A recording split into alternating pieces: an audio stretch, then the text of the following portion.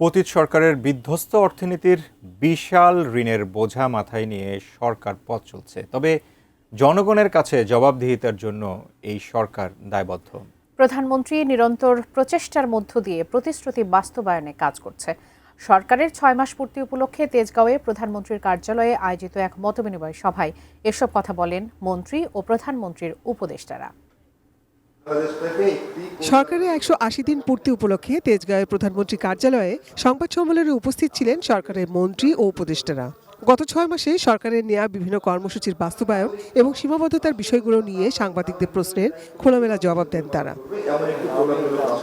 প্রধানমন্ত্রীর প্রেস সচিব সালেহ শিবলি বলেন, জনদুর্ভোগে নানা অসঙ্গতির দায় এই সরকারের না হলেও জনগণের কষ্টের জন্য দুঃখ প্রকাশ করে রাজনৈতিক শিষ্টাচারের অনন্য উদাহরণ তৈরি করেছেন প্রধানমন্ত্রী। প্রত্যেকটা শ্রেণী পেশা জনগণের পাশে থাকবে এবং রাষ্ট্র থেকে সহায়তা যুদ্ধ পাবে।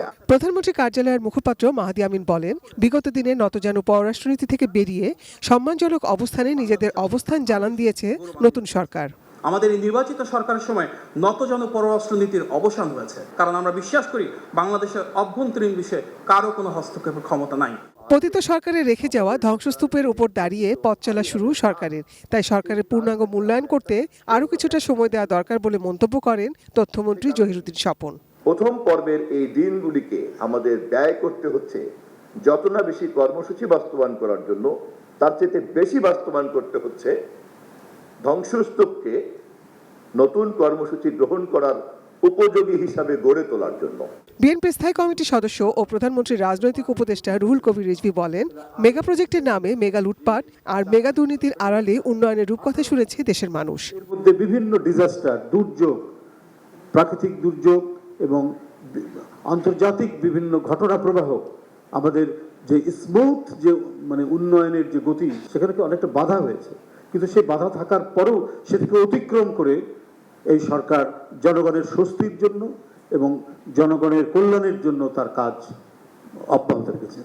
প্রশ্ন ছিল মব কালচার, সাবেক আইজিপির ফিরিয়ে আনা এবং দলীয় নিয়োগ নিয়ে। অন্তর্বর্তীকালীন সরকারের শেষ দিকে হয়েছিল, সেই ধরনের মব কালচার নেই। তবে আমরা আপনাদের অ্যাসিওর করতে পারি এই ধরনের কোনো মব কালচার টলারেট করা হবে না।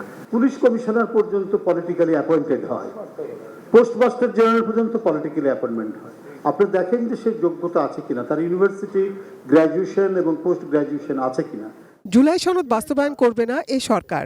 বিরোধী দলের এই অভিযোগের উত্তরে প্রধানমন্ত্রীর উপদেষ্টা নজরুল ইসলাম খান বলেন, জুলাই সনদ নিয়ে সরকার কোনো মিথ্যাচার করেনি, বরং সরকারের বক্তব্যের অপব্যাখ্যা দিচ্ছে বিরোধী দল।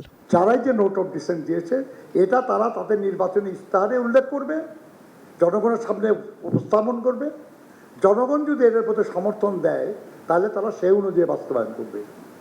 আমরা আমাদের কথা থেকে সরি নাই। জ্বালানি সংকট নিয়ে প্রতিকূলতার মধ্যে সরকার, তবে সরকারের আন্তরিক প্রচেষ্টা রয়েছে এ থেকে উত্তরণের। জনগণের কাছে সহযোগিতা চান তারা। গণতান্ত্রিক রাষ্ট্র ব্যবস্থায় সরকারের যে জবাবদিহিতার যে দায়বদ্ধতা, সেখান থেকে বলছি আমরা। Nazia Afrin, ATN news, Dhaka.